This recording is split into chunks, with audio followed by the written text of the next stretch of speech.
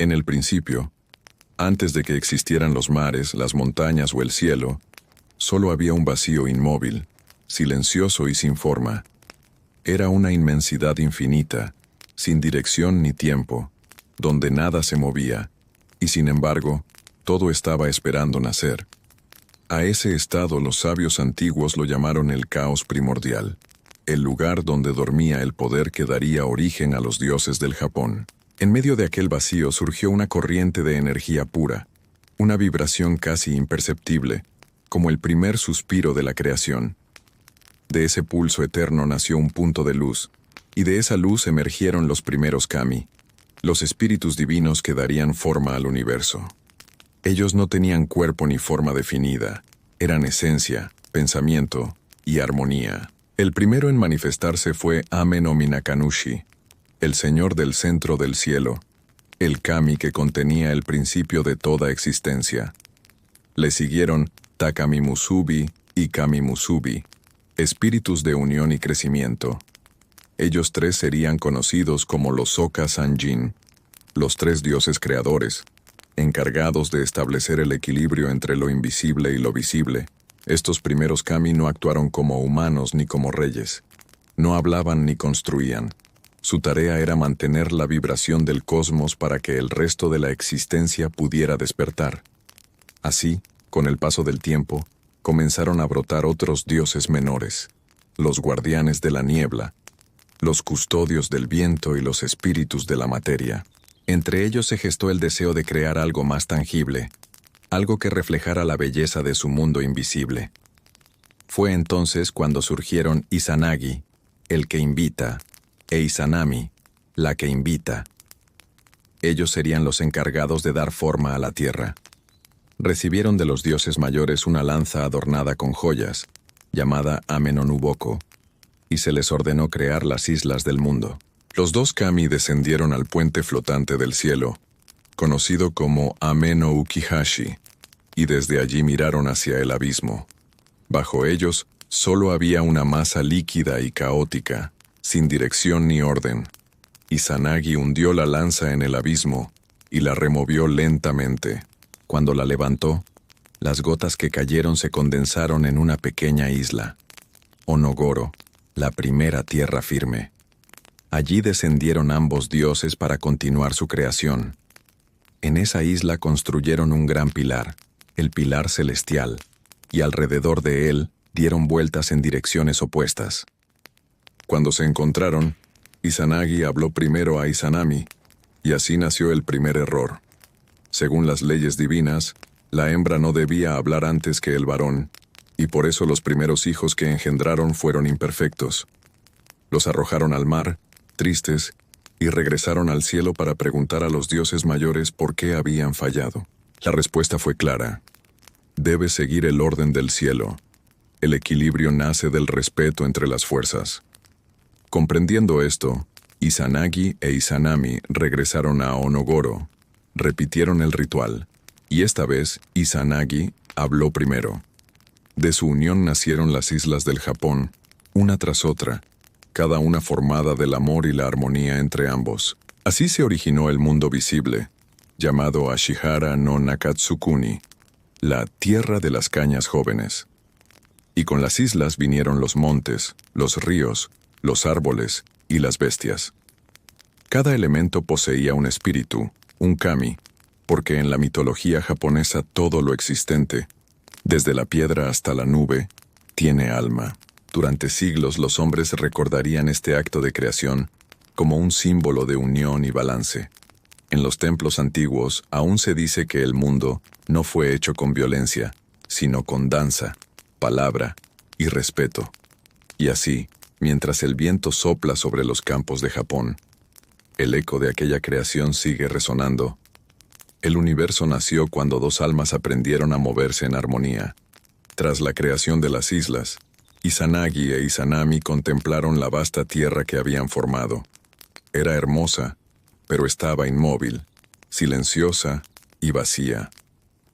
Los mares dormían sin olas, los bosques no respiraban y los cielos eran una bóveda sin canto. Los dos dioses entendieron que la obra aún no estaba completa. La tierra debía tener un espíritu que la animara, un alma que le diera vida. Entonces Izanami habló con dulzura. Así como nosotros surgimos del cielo y la tierra, este mundo debe tener hijos que lo llenen de movimiento. Izanagi asintió, y juntos comenzaron a engendrar a los kami de la naturaleza, los dioses y espíritus que habitarían cada rincón del Japón naciente. El primero en nacer fue Oyamatsumi, el señor de las montañas. Con su aliento formó las cimas nevadas, y de su voz surgieron los truenos que retumban en los valles. Luego vino Watatsumi, el espíritu de los mares, cuyo cuerpo estaba hecho de corrientes y espuma. A su paso, el océano comenzó a brillar bajo la luz de la luna, y las olas aprendieron a cantar. Tras ellos llegó Kukuroku, el dios de los vientos, quien sopló vida en los campos y separó las nubes del horizonte. Donde pasaba su brisa, las hojas se mecían, y los hombres aún no nacidos sentirían su aliento como una promesa de cambio. Nació después Inari, el kami de la fertilidad, del arroz y de la prosperidad. Sus dominios fueron los campos y los corazones humanos. En el futuro, los campesinos levantarían templos en su honor, y lo acompañarían con zorros blancos, sus mensajeros sagrados, símbolo de astucia y abundancia. Izanami, llena de alegría, dio a luz a muchos otros espíritus, el del fuego, el de la lluvia, el de los árboles, el de los metales y las piedras, pero con cada nacimiento, su cuerpo se debilitaba, pues crear vida era también entregar parte de la suya. Izanagi, preocupado, le pidió que descansara, pero la diosa respondió: «El mundo necesita equilibrio, y solo en la plenitud de los kami existirá la armonía».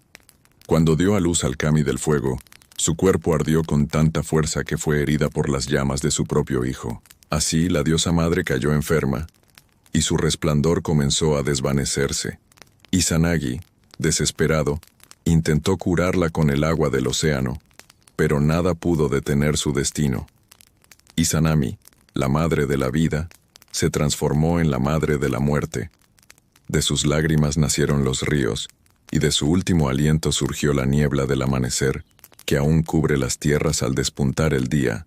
Su espíritu descendió al reino de las sombras, Yomi, la tierra de los muertos. Izanagi quedó solo en el mundo, con el corazón desgarrado. Pero antes de marcharse, Izanami pronunció una promesa. Aunque descienda a la oscuridad, cada vida que nazca llevará una chispa de mi luz. Y en cada flor, en cada piedra, en cada gota de lluvia, yo seguiré existiendo. Fue así como los antiguos sabios dijeron que en el mundo habitan Yaoyoro Tsunokami, los 8 millones de espíritus, no porque sean contables, sino porque su número es infinito. Cada piedra, árbol o corriente guarda una conciencia divina. El mundo entero es un templo, y el aire mismo está vivo. En los siglos que siguieron, los humanos levantarían santuarios de madera y papel, no para encerrar a los dioses, sino para recordar su presencia. En los bosques se escucharía el susurro de los kami, y los monjes antiguos aprenderían a convivir con ellos a través de la reverencia, el silencio y la gratitud. El Japón naciente no sería solo una tierra, sino una red espiritual donde todo estaba unido: el hombre, la naturaleza y lo invisible. Los dioses no exigían obediencia, sino respeto. La armonía se convertía en el camino de la existencia. Aquel que entendía que la piedra tenía alma, que el río tenía voz, que el árbol tenía memoria, comprendía también que la divinidad no estaba en los cielos, sino en todas las cosas que respiran.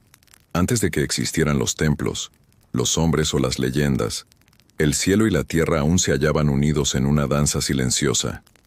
De esa unión entre lo etéreo y lo físico, surgió un nuevo orden de deidades que poblarían los planos de existencia: los kami, espíritus divinos que habitan todas las cosas. En el comienzo, los 3 dioses primordiales, Ame no Minakanushi, Takamimusubi y Kamimusubi, observaron cómo el caos se convertía en sustancia, cómo el cielo se elevaba y la tierra se asentaba. Ellos no tenían forma, pues eran fuerzas más que cuerpos. conciencia más que palabra. De ellos nacerían generaciones de kami que gobernarían sobre distintos aspectos del universo: la luz, el agua, las montañas, el trueno y la fertilidad. Entonces apareció un nuevo grupo de divinidades que continuarían la labor creadora: Izanagi y Izanami, la pareja celestial. Se les encomendó una tarea sagrada: dar forma al mundo físico, pues las islas japonesas yacían aún sumergidas bajo un mar informe. Desde el puente flotante del cielo, ambos miraron hacia abajo y agitaron con una lanza enjollada las aguas primordiales. Al levantarla, las gotas que cayeron se condensaron y formaron la primera isla, Onogoro. Descendieron a ella y construyeron un pilar sagrado, Ame no Mihashira, alrededor del cual giraron en círculos para encontrarse. Cuando sus miradas se cruzaron, las palabras de Izanami fueron pronunciadas antes que las de su compañero, y por ello su unión inicial trajo seres deformes y sin equilibrio. Los dioses superiores les indicaron su error, ordenándoles repetir el rito, esta vez con Izanagi tomando la palabra. Así, la armonía volvió, y de su enlace surgieron las 8 grandes islas de Japón. Cada montaña, cada río y cada roca nació con un alma propia, pues los kami residían en todas las cosas. De Izanami brotaron deidades del fuego, del viento, de la niebla y de la lluvia. Sin embargo, el parto del dios del fuego, Kagutsuchi, fue tan ardiente que consumió a su madre. Izanagi, en su dolor, blandió su espada y decapitó a su propio hijo, de cuyas gotas de sangre surgieron nuevos kami, guerreros y protectores del rayo y la venganza. El mundo, que hasta entonces había sido solo una extensión de lo divino, comenzó a llenarse de contraste: la vida y la muerte, el orden y el caos, la luz y la sombra. Izanagi descendió entonces al Yomi, el oscuro reino de los muertos, para intentar traer de vuelta a Izanami. Pero allí halló un lugar de podredumbre y sombras eternas, y la visión del cuerpo de su amada, ya marchito y devorado por larvas, quebró su corazón. Huyó aterrado, sellando con una enorme roca la entrada al inframundo, separando para siempre el mundo de los vivos y el de los muertos. De su purificación al regresar, nacieron las 3 deidades supremas del panteón japonés: Amaterasu, diosa del sol, de sus ojos derechos; Tsukuyomi, dios de la luna, de sus ojos izquierdos; Susanoo, dios de las tormentas y los mares, de su nariz. Cada uno de ellos representaba un aspecto del equilibrio cósmico. Y así, los cielos y la tierra quedaron habitados por un vasto linaje de kami, cada uno velando por una fuerza de la naturaleza o un sentimiento humano. El Japón antiguo comenzaba a tomar forma no solo como tierra, sino como una red viva de espíritus donde el viento llevaba los susurros de los dioses, y los hombres aprendieron que incluso el más pequeño de los árboles tenía un alma que debía ser respetada. Tras la purificación de Izanagi, los 3 kami supremos ascendieron a los cielos, trayendo con ellos el orden y el equilibrio de la existencia. Amaterasu, radiante y justa, se convirtió en la Señora del Sol, cuyo brillo guiaba a los hombres y marcaba los ciclos del día y la vida. Tsukuyomi, sereno y misterioso, tomó su lugar en la luna, guardián de la noche y de los sueños, y Susanoo, impetuoso y rebelde, fue nombrado señor de los mares y las tormentas, aunque su espíritu indómito pronto perturbaría la paz celestial. Durante un tiempo, el cielo y la tierra se mantuvieron en equilibrio. Los kami menores obedecían a Amaterasu, quien con su luz dorada nutría los campos y bendecía las cosechas. Pero Susanoo, incapaz de aceptar su papel, comenzó a sentir una profunda tristeza. Su corazón ardía por la ausencia de su madre, Izanami, y su deseo de descender al Yomi lo hacía dudar del propósito de su existencia. Su llanto llenó los mares y agitó los vientos, provocando tormentas que hicieron temblar incluso las puertas del cielo. Amaterasu, preocupada por su hermano, intentó consolarlo, pero Susanoo no escuchó razones. En un arrebato de desesperación y rabia, Comenzó a destruir los campos sagrados, derribar las murallas del cielo y arrojar cadáveres de animales al palacio solar. Los kami observaron horrorizados su furia, mientras los mares se alzaban en olas colosales y el firmamento se oscurecía. Fue entonces cuando Amaterasu, temerosa y entristecida por la violencia de su hermano, decidió esconderse en una cueva llamada Ame-no-Iwato, sellando su entrada con una roca gigantesca. En el mismo instante, el mundo entero quedó sumido en oscuridad. Sin el sol, los campos se marchitaron, los ríos se helaron, y los hombres vagaron sin rumbo bajo un cielo eterno de sombras. Los kami se reunieron en consejo, preocupados por la ausencia de la luz. Ninguno podía mover la roca, ni persuadir a Amaterasu para que saliera. La desesperanza comenzó a apoderarse del cosmos, hasta que la diosa del amanecer, Ame-no-Usume, tuvo una idea. Organizó una celebración frente a la cueva. Colocó un espejo de bronce frente a la entrada, colgó joyas brillantes de los árboles y comenzó a danzar con tanta gracia y humor que los demás dioses rieron a carcajadas. El ruido de la alegría llamó la atención de Amaterasu dentro de la cueva. Curiosa, abrió un poco la puerta para observar lo que ocurría afuera, y al hacerlo, vio su propio reflejo en el espejo. Maravillada por aquella imagen resplandeciente, dio un paso más. En ese instante los dioses aprovecharon para retirar la roca y permitir que la luz del sol volviera a iluminar el mundo. El día renació, y los hombres agradecieron entre lágrimas el regreso de la claridad. Pero Susanoo no fue perdonado tan fácilmente. Los kami lo desterraron de los cielos, enviándolo al mundo mortal para que aprendiera humildad. Su caída fue tan violenta que los montes temblaron, y allí, entre ríos y tormentas, el dios encontró su destino. Durante su exilio, Susanoo vagó por las tierras de Izumo, donde escuchó los lamentos de una familia atormentada por un dragón de 8 cabezas llamado Yamata no Orochi. Movido por la compasión y deseando redimirse, el dios preparó una trampa. Hizo que la familia ofreciera 8 vasijas de sake y esperó a que la bestia bebiera. Cuando el monstruo cayó dormido, Susanoo lo atacó con su espada celestial y lo derrotó tras una feroz batalla. De una de las colas del dragón, extrajo una espada mística llamada Kusanagi no Tsurugi, símbolo del valor y el renacimiento. En un acto de reconciliación, ofreció la espada a su hermana Amaterasu, quien aceptó el regalo y perdonó a su hermano. Desde entonces, el equilibrio volvió al cielo y la tierra. Los hombres, observando aquel mito, comprendieron que incluso los dioses podían errar, pero también podían cambiar, aprender y encontrar la redención. Tras la reconciliación de los dioses, el cielo y la tierra se unieron nuevamente en un equilibrio sagrado. Amaterasu brillaba en lo alto del firmamento, y Susanoo, redimido, guardaba los mares. Pero el mundo aún carecía de custodios entre los hombres. Los mortales vivían en aldeas dispersas, guiados apenas por el instinto y el temor a los kami. Fue entonces cuando la diosa solar, movida por la compasión y el deseo de orden, decidió enviar su luz a la tierra en forma humana.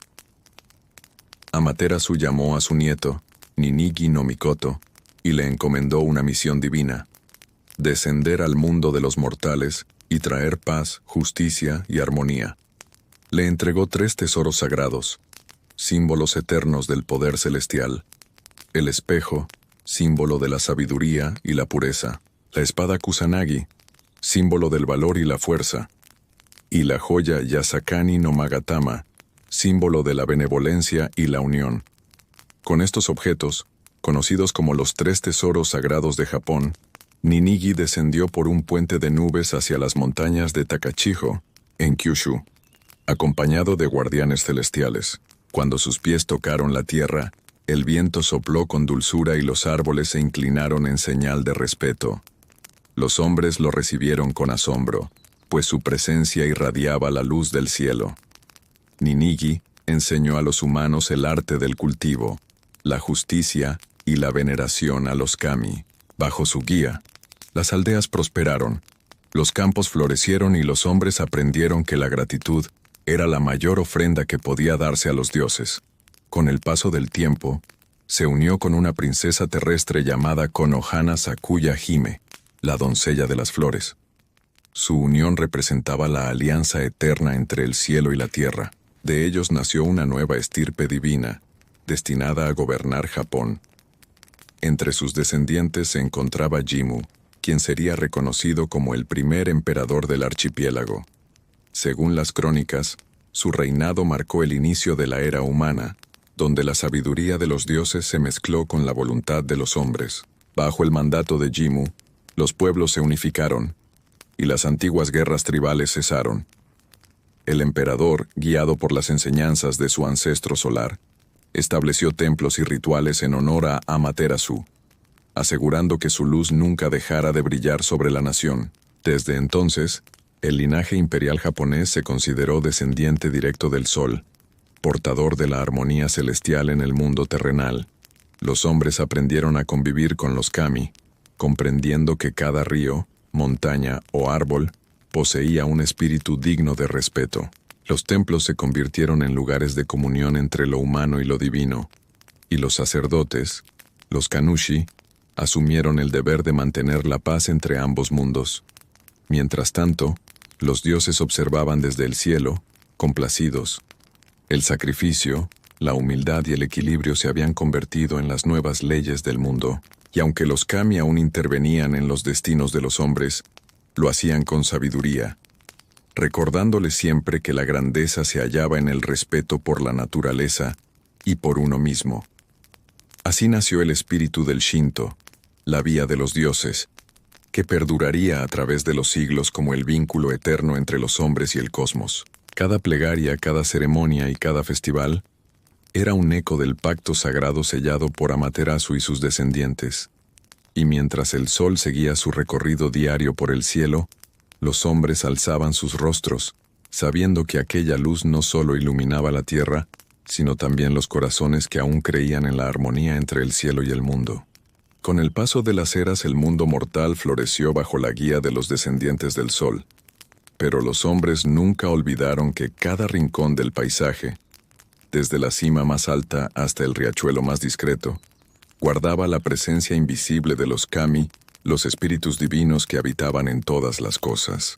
El Japón antiguo no concebía la naturaleza como un recurso, sino como una extensión viva del espíritu. Cada piedra, cada corriente de agua y cada soplo de viento tenía un alma. Así, los hombres levantaron templos y torii, los arcos sagrados que separan lo humano de lo divino, para rendir tributo a las fuerzas invisibles que les rodeaban. Uno de los más venerados era Inari o Kami, dios de la fertilidad, el arroz y la prosperidad. Sus santuarios, adornados con miles de puertas rojas, estaban protegidos por zorros blancos llamados kitsune, mensajeros astutos capaces de cambiar de forma. Se decía que estos espíritus podían adoptar apariencia humana, seducir a los hombres o guiarlos por caminos secretos, siempre actuando según el equilibrio entre el bien y el caos. También existía Tenjin, el kami del conocimiento y las artes, venerado por los estudiantes que buscaban inspiración. En las tormentas, el estruendo del trueno recordaba la fuerza de Raijin, dios del rayo, y el rugido del mar evocaba a Ryujin, el dios dragón que gobernaba las profundidades oceánicas, guardando las perlas del poder y el flujo de las mareas. Los bosques, por su parte, estaban habitados por Kodama, pequeños espíritus que residían en los árboles más antiguos. Quien talara un árbol sin permiso podía provocar su ira y atraer la desgracia sobre sí mismo. Así, los hombres aprendieron que respetar la naturaleza era respetar la morada de los dioses. En los campos y montañas vagaban criaturas de todo tipo, nacidas del límite entre lo divino y lo terrenal. Algunas eran benevolentes, otras traviesas o incluso malignas. Los aldeanos contaban historias sobre los tengu, seres alados con rostro de cuervo o humano, guardianes de los bosques y maestros del arte marcial. Aunque a veces se burlaban de los arrogantes, también protegían a los puros de corazón. En las noches brumosas, los viajeros decían ver figuras flotando sobre los lagos. Eran los yurei, espíritus de aquellos que no habían hallado descanso, vestidos con kimonos blancos. Se deslizaban entre la niebla buscando la paz que la vida les negó. Aunque aterradores, muchos creían que bastaba una plegaria o un gesto de compasión para liberarlos. No todos los seres sobrenaturales eran temibles. En las aguas tranquilas de los estanques habitaban los kappa, criaturas anfibias de aspecto grotesco pero dotadas de un curioso sentido del honor. Si uno los saludaba con una reverencia, ellos respondían inclinándose también, derramando el agua de sus cabezas, fuente de su poder, y quedando así indefensos. Los campesinos los temían y respetaban a la vez, dejándoles pepinos como ofrenda para mantener su favor. Cada relato, cada mito era una enseñanza. El mundo visible y el invisible coexistían en un equilibrio frágil. Los humanos aprendieron a vivir con los kami, no contra ellos, entendiendo que su bienestar dependía del respeto mutuo. La tierra respondía al corazón del hombre. Si el alma era pura, los kami eran benevolentes. Si el alma se corrompía, las sombras despertaban. Así nació el folclore japonés, una red infinita de historias que hablaban sobre la dualidad de la existencia. En cada templo un eco del pasado recordaba que lo sagrado no siempre reside en los cielos, sino también en el murmullo del bosque, en la brisa que agita los campos, en la quietud de una piedra bajo el sol. Con el tiempo, los monjes y sabios recopilaron estos relatos mezclando mitología con enseñanzas morales. Comprendieron que los kami no eran solo dioses antiguos, sino manifestaciones del alma universal, un espejo de las emociones humanas: ira, amor, gratitud, miedo, perdón. Con el paso de las eras, las historias sobre los kami se entrelazaron con nuevos mitos. Los hombres que ya conocían el poder de la naturaleza y el alma de las cosas, comenzaron a hablar de criaturas que habitaban entre los límites del mundo espiritual y el humano, entidades que no eran enteramente buenas ni completamente malignas. Algunas servían como protectores, otras como advertencia de lo que ocurre cuando el equilibrio se rompe. Así nacieron las leyendas de los dragones, los oni y los yokai. Los dragones, o ryu, eran considerados los más majestuosos de todos los seres sagrados. A diferencia de sus contrapartes occidentales, los dragones japoneses no eran bestias de fuego y destrucción, sino espíritus del agua y la sabiduría. Se decía que vivían en palacios submarinos hechos de perlas y conchas, y que dominaban las lluvias, los ríos y los mares.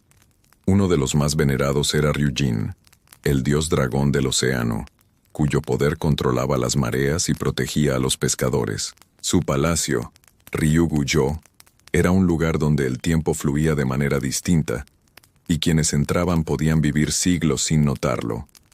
Ryujin poseía una gema mística llamada Tide Jewel, capaz de subir o bajar el nivel del mar. A través de ella, enseñó a los hombres la importancia del control, la paciencia y la sabiduría. Pero no todos los dragones eran benevolentes. Algunos, corrompidos por la ira o el dolor, se transformaron en fuerzas destructoras. Entre ellos destacaba Yamata no Orochi, el dragón de 8 cabezas que Susanoo había derrotado en tiempos antiguos. Su espíritu, dicen, aún vaga en los abismos del mundo, aguardando el día en que la humanidad olvide el equilibrio y despierte nuevamente su furia. En contraste con los dragones, surgieron los oni, criaturas demoníacas que encarnaban los impulsos más oscuros del alma humana. De cuerpos gigantescos, piel rojiza o azulada, cuernos y colmillos afilados, los oni eran símbolos del castigo y el descontrol. Habitaban en los infiernos budistas, pero también podían vagar entre los hombres, causando desgracias, pestes o guerras.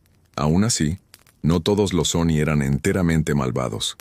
Algunos, al comprender su error, buscaban redención ayudando a los humanos o protegiendo templos antiguos. En los festivales de primavera, la gente arrojaba frijoles hacia la puerta de sus casas gritando «Oni wa soto, fuku wa uchi». Fuera los demonios, dentro la fortuna, recordando que el mal no siempre viene de afuera, sino que también puede nacer en el corazón. Y luego estaban los yokai, una amplia y misteriosa familia de seres sobrenaturales que habitaban los rincones del mundo. Su naturaleza era cambiante, impredecible y profundamente humana. Algunos eran traviesos, otros terroríficos, pero todos compartían algo en común. Nacían del desequilibrio espiritual o emocional del entorno. Entre los más conocidos estaban Kitsune, los zorros mágicos, capaces de vivir siglos y manipular ilusiones; Tanuki, los mapaches metamorfos, alegres y bromistas, que enseñaban a reír incluso en los tiempos difíciles; Yuki Onna, la dama de la nieve, hermosa y mortal, que aparecía en las tormentas invernales para llevarse el aliento de los viajeros perdidos; Tsuchigumo, las arañas gigantes de las montañas, guardianas de secretos y cazadoras de almas vanidosas; Rokurokubi, mujeres de cuello elástico que de día vivían como humanas y de noche deambulaban bajo la luna buscando redención por antiguos pecados. Estas historias, transmitidas de generación en generación, no eran simples cuentos para asustar, sino lecciones simbólicas. Cada criatura representaba una emoción, una advertencia o una virtud. El dragón enseñaba el control, el oni el peligro del rencor, el yokai el reflejo de nuestras propias sombras. Con el tiempo, los sabios comprendieron que el mundo espiritual no estaba separado del humano, sino entrelazado con él. Los dragones rugían en los truenos, los oni acechaban en la ira, y los yokai se escondían en los pensamientos no dichos. El Japón antiguo vivía con esa conciencia, que cada historia era un espejo del alma, y cada criatura, una manifestación del equilibrio perdido o restaurado. En el corazón más profundo de la cosmovisión japonesa, donde la luz y la sombra se entrelazan como el amanecer con el ocaso, se encuentra un misterio ancestral, el destino del alma tras la muerte. Desde los tiempos de Izanagi e Izanami, el mundo de los muertos, conocido como Yomi no Kuni, ha sido una presencia constante en los mitos y temores del pueblo japonés. Un lugar donde el tiempo se detiene, la luz no alcanza y las almas aguardan el olvido o el renacimiento.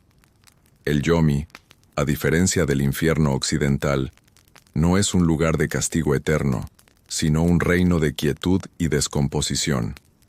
Se dice que está oculto bajo las raíces de la tierra, cubierto por nieblas y sombras infinitas. Allí van las almas que no logran purificarse, aquellas que permanecen atadas al mundo de los vivos por deseos, odios o remordimientos. El mito cuenta que fue Izanami, la madre de todos los dioses, quien primero descendió a Yomi tras morir al dar a luz al dios del fuego. Izanagi, incapaz de aceptar su pérdida, la siguió con la esperanza de devolverla a la vida, pero cuando encontró su cuerpo, ya devorado por la corrupción, el horror lo hizo huir, sellando la entrada con una enorme roca. Desde ese día, la muerte y la vida quedaron separadas para siempre. El Yomi se convirtió así en un espejo oscuro del mundo de los vivos. Sus vastos paisajes eran reflejos distorsionados. Los ríos fluían sin sonido. Las flores nunca marchitaban pero carecían de aroma, y el cielo era una cúpula gris donde las estrellas jamás brillaban. Las almas que llegaban allí vagaban sin rumbo, olvidando lentamente sus nombres, hasta fundirse con la penumbra. Sin embargo, no todas las almas estaban destinadas a ese destino. Las enseñanzas del Shinto y el budismo, que más tarde se entrelazaron, ofrecieron caminos distintos. Según el Shinto, un alma podía purificarse mediante rituales, oraciones y el recuerdo de los vivos. Aquellos que eran honrados en los altares familiares ascendían al Takamagahara, el reino celestial, donde habitaban los kami benevolentes. Allí, las almas puras se convertían en espíritus protectores, velando por sus descendientes y regresando cada año durante el Festival del Obon, cuando las linternas guían a los ancestros de vuelta a casa. El budismo, por su parte, introdujo la idea del ciclo del renacimiento, donde cada vida era una oportunidad de aprendizaje. El alma, tras abandonar el cuerpo, atravesaba los 6 caminos de la existencia, reencarnando según las acciones realizadas en vida. Quienes vivieron con virtud podían renacer en planos de paz o iluminación. Quienes se dejaron dominar por el odio o la avaricia caían en mundos de sufrimiento. En la frontera entre ambos sistemas de creencias surgió una profunda comprensión. La muerte no era el final, sino una transformación. Los monjes enseñaban que el alma era como el agua de un río. Podía cambiar de forma, evaporarse o caer como lluvia, pero jamás desaparecía. Así, los japoneses aprendieron a ver la muerte con respeto, no con temor, y a rendir culto a sus antepasados no como a los muertos, sino como a guardianes de la memoria y la armonía. Algunos textos antiguos incluso hablan de caminos ocultos entre el mundo de los vivos y el yomi. En los bosques sagrados y en las montañas envueltas en niebla, se decía que existían portales invisibles, lugares donde el velo entre ambos mundos era delgado. Los aldeanos que pasaban cerca al caer la noche escuchaban susurros, cantos o campanas lejanas. Muchos creían que esos eran los ecos de los muertos que aún buscaban ser recordados. Así, el Japón antiguo moldeó su visión de la vida y la muerte a través de la armonía espiritual. La existencia era un ciclo sin principio ni fin, donde cada acción resonaba más allá del tiempo. Y los vivos, al mirar al cielo o al río, comprendían que los espíritus no se habían ido, solo habían tomado otra forma. Por eso, en cada templo, se encienden velas para guiar las almas errantes. En cada tumba, se colocan flores y ofrendas. Y en cada hogar, los altares familiares guardan el fuego del recuerdo. Porque mientras los vivos mantengan encendida esa llama, las almas nunca caerán por completo en la oscuridad del yomi. Con el tiempo, los hombres comprendieron que convivir con los kami no era un acto casual, sino un compromiso diario que requería respeto, atención y devoción. La mitología japonesa enseñaba que cada acción, por pequeña que fuera, podía afectar el equilibrio entre el mundo visible y el invisible. Por ello, los antiguos construyeron templos, altares y santuarios, convirtiéndose en guardianes del vínculo sagrado con los dioses. Los templos Shinto, generalmente situados en bosques, montañas o cerca de ríos, eran considerados moradas de los kami. Su arquitectura reflejaba la armonía con la naturaleza, madera sin pintar, techos curvados que se integraban con el entorno, y puertas torii que señalaban la transición entre lo humano y lo divino. Cada santuario tenía su propio espíritu protector y estaba dedicado a un kami específico, ya fuera Amaterasu, dios del sol, Inari, protector de la fertilidad y la prosperidad, o Ryujin, guardián de las aguas y los mares. Los rituales diarios eran sencillos pero significativos. Limpiar el altar, encender velas, ofrecer arroz, sake o flores y recitar plegarias. Estas acciones no solo honraban a los dioses, sino que purificaban el espíritu del humano, recordándole su lugar en el tejido del universo. Los sacerdotes, llamados Kannushi, tenían la responsabilidad de mediar entre los hombres y los kami, organizando festivales, bendiciones y ceremonias de purificación conocidas como harai. Uno de los rituales más importantes era el Matsuri, festividad donde la comunidad celebraba la presencia de los kami a través de música, danza y procesiones. Durante estas ceremonias, los dioses eran invitados a descender temporalmente a la tierra para compartir su energía y bendecir a los mortales. Las danzas rituales, como el Kagura, narraban las historias de los dioses, sus triunfos, conflictos y enseñanzas, permitiendo que los mitos se transmitieran de generación en generación. El respeto por los espíritus de la naturaleza también se reflejaba en los rituales de purificación. Antes de atravesar un puente, subir a una montaña o cruzar un río, los viajeros se lavaban las manos y la boca, reconociendo que cada espacio podía albergar un espíritu protector o un yokai travieso. Incluso los bosques y las piedras tenían altares improvisados donde los aldeanos dejaban ofrendas. Piedras apiladas, monedas, semillas o pequeños objetos personales. La interacción con los espíritus también se extendía a los ancestros. Cada hogar mantenía un kamidana, un pequeño altar familiar, y un butsudan, altar budista, donde se realizaban plegarias por los muertos. La ofrenda de comida, incienso y agua era una forma de mantener viva la conexión entre los vivos y los que habían partido, asegurando que su presencia continuara guiando y protegiendo a la familia. Además, los rituales enseñaban lecciones morales y de convivencia. El respeto a los kami fomentaba la honestidad, la humildad y la gratitud. Quien actuaba con deshonestidad, violencia o avaricia podía provocar la ira de los espíritus, manifestándose en enfermedades, pérdidas o desastres naturales. De este modo, la espiritualidad no solo era un camino religioso, sino también una guía ética para la vida cotidiana. Los antiguos también desarrollaron la práctica de dejar ema, pequeñas tablillas de madera donde se escribían deseos, agradecimientos o promesas. Al colgarlas en los santuarios, los humanos reconocían que su voluntad debía estar alineada con la armonía del cosmos. Cada gesto, cada oración, cada acción, era un recordatorio de que la vida humana y la divina estaban entrelazadas, y que mantener el equilibrio era una responsabilidad sagrada.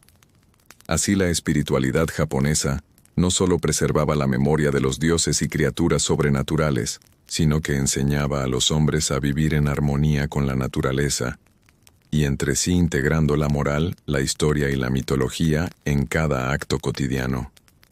Los templos, los rituales y las festividades se convirtieron en los hilos que sostenían la conexión invisible entre los mundos, asegurando que la luz de Amaterasu siguiera guiando a cada generación. A medida que la humanidad crecía bajo la luz de los dioses, surgieron historias de mortales extraordinarios, hombres y mujeres que, por valor, sabiduría o compasión, lograron acercarse a lo divino. Estas figuras no eran dioses, pero sus actos reflejaban la esencia de los kami y enseñaban a los humanos la posibilidad de trascender sus limitaciones. Uno de los héroes más venerados fue Yamato Takeru, un príncipe guerrero conocido por su valentía y astucia. Desde joven, demostró habilidades excepcionales en la lucha y la estrategia. Su leyenda cuenta que fue enviado por el emperador a someter regiones rebeldes y enfrentar monstruos que amenazaban la paz. Pero su verdadera hazaña no solo fue derrotar enemigos, sino hacerlo con respeto por los pueblos que conquistaba, mostrando que la fuerza debía estar guiada por la justicia. Otro héroe destacado fue Momotaro, el niño melocotón, nacido milagrosamente de un durazno gigante que flotaba por el río. Con la ayuda de un perro, un mono y un faisán, Momotaro emprendió la aventura de derrotar a los Oni que aterrorizaban la isla de Onigashima. Su historia enseñaba valores de cooperación, lealtad y coraje, recordando que incluso los desafíos más grandes pueden superarse cuando se actúa con corazón puro y determinación. Las leyendas también contaban de heroínas como Princess Konohana Sakuya, esposa de Ninigi no Mikoto, símbolo de belleza, paciencia y conexión con la naturaleza. Se decía que al dar a luz encendía un fuego sagrado que protegía la vida, demostrando que la fortaleza de los humanos no siempre reside en la fuerza física, sino en la capacidad de mantener la armonía y el amor incluso en momentos de prueba. Además, los cuentos de héroes y heroínas estaban llenos de enseñanzas sobre la relación con los dioses. A menudo, los mortales eran guiados por mensajes divinos o encontraban artefactos sagrados como espadas, espejos o joyas, que no solo otorgaban poder, sino que también probaban su carácter. Quien actuaba con codicia o arrogancia perdía el favor de los kami, mientras que quien mostraba humildad y valor recibía su protección. Estas historias no eran solo entretenimiento, sino manuales morales y espirituales. Cada hazaña enseñaba cómo vivir en equilibrio con la naturaleza, respetar a los ancestros y aprender de los errores. Los héroes servían como modelos para la juventud, mostrándoles que la verdadera grandeza se alcanza cuando la acción humana refleja la justicia, la compasión y la sabiduría de los dioses. Incluso las figuras menos conocidas del folclore, como los agricultores que enfrentaban dragones para proteger sus aldeas o artesanos que construían templos siguiendo instrucciones divinas en sueños, tenían un papel crucial. Cada acción humana que buscaba el bien era un eco del mundo celestial en la tierra, un recordatorio de que los dioses y los hombres compartían un destino entrelazado. De esta manera, el Japón antiguo no solo veneraba a los dioses, sino que también honraba a los héroes humanos, aquellos que demostraban que la divinidad podía manifestarse a través de la bondad, la valentía y la dedicación. Los relatos de Yamato Takeru, Momotaro y otros se transmitieron de generación en generación, manteniendo viva la enseñanza de que la grandeza no está reservada a los dioses, sino a quienes actúan con el corazón alineado con el universo. A lo largo de los siglos, los mitos y leyendas no permanecieron solo en los libros o templos. Se vivieron en las calles, montañas y aldeas mediante festivales y celebraciones que unían a la comunidad con los dioses y los espíritus. Cada Matsuri era una manifestación tangible de la relación entre los humanos y los kami, un recordatorio de que lo sagrado no estaba solo en el cielo, sino en la vida diaria. Uno de los festivales más importantes era el Obon, dedicado a honrar a los ancestros. Durante este tiempo, las familias encendían linternas, colocaban ofrendas de comida y realizaban danzas tradicionales llamadas Bon Odori. Las linternas iluminaban el camino de los espíritus que regresaban del Yomi, guiándolos con suavidad hacia los hogares. Así, los vivos y los muertos compartían un momento de comunión, recordando la continuidad de la vida y la importancia de la gratitud. Otro ejemplo eran los festivales de inauguración de templos, donde se realizaban procesiones solemnes con música, danzas y ofrendas. Cada ritual estaba cuidadosamente coordinado. Los sacerdotes recitaban plegarias, los músicos tocaban tambores y flautas, y los danzantes representaban historias de dioses y héroes. Estos actos no solo entretenían a la comunidad, sino que también educaban sobre la moral, la historia y la mitología, permitiendo que los valores ancestrales se transmitieran de generación en generación. En muchos festivales la naturaleza misma era protagonista.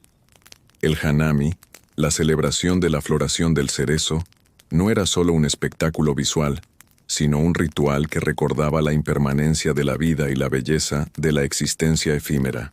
La contemplación de los sakura invitaba a los participantes a reflexionar sobre la gratitud, la humildad y el respeto por el ciclo de la naturaleza, conceptos profundamente arraigados en la espiritualidad japonesa. Los rituales agrícolas también tenían gran importancia. Cada cosecha estaba acompañada de ofrendas y plegarias a Inari o Kami, protector de los cultivos, y a los kami locales que protegían los ríos, montañas y campos.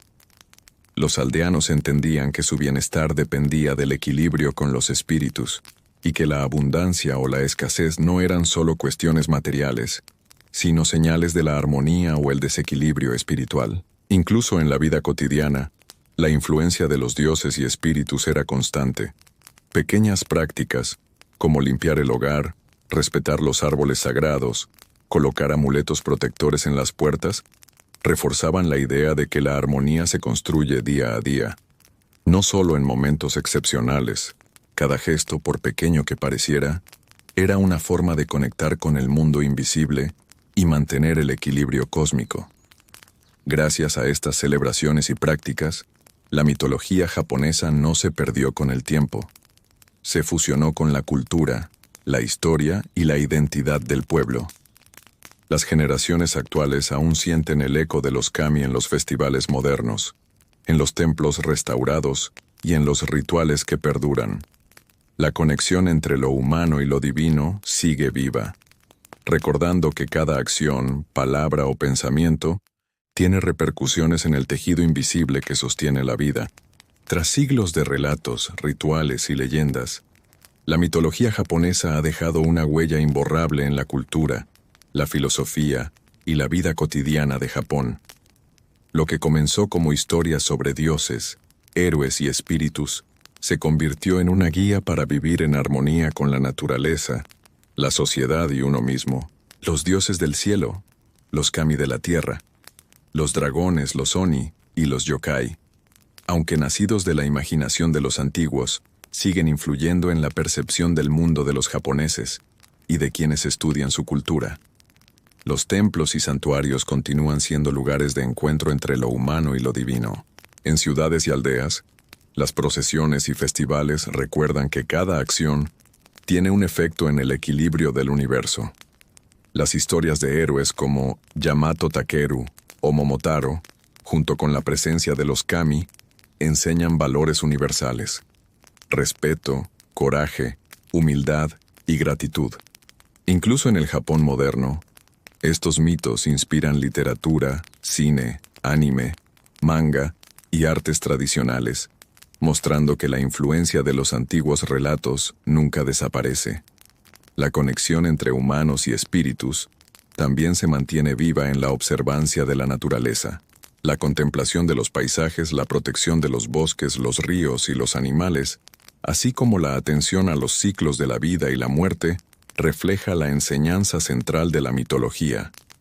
La armonía es la clave de la existencia. Cada árbol venerado, cada piedra respetada y cada ceremonia realizada es un eco de los mitos que narraban la vida de Amaterasu, Susanoo, Izanagi e Izanami, recordándonos que lo divino y lo humano siempre están entrelazados. Incluso los jóvenes y la cultura contemporánea se sienten atraídos por estos relatos. Los yokai y espíritus del folclore inspiran historias modernas, videojuegos, películas y series, transmitiendo la esencia de la tradición a nuevas generaciones. Así, el respeto por los ancestros, la naturaleza y la moral no se pierde, sino que evoluciona y se adapta, manteniendo vivo el espíritu de los dioses y los héroes del pasado. El estudio de la mitología japonesa también ofrece enseñanzas universales.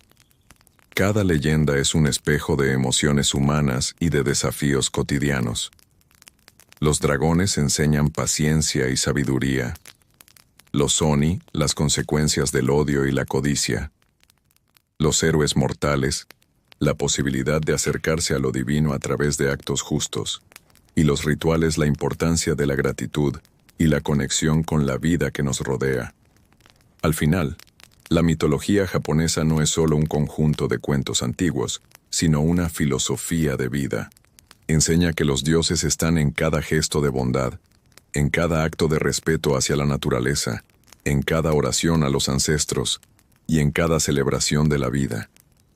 La historia de Japón, desde la creación de Izanagi e Izanami hasta los héroes y festivales actuales, nos recuerda que la armonía con el mundo visible e invisible es un camino que se recorre día a día. El legado de la mitología japonesa nos invita a vivir con atención, gratitud y respeto. Nos enseña que la conexión entre lo humano y lo divino no está en lo extraordinario, sino en lo cotidiano, en cada acción, cada palabra y cada pensamiento.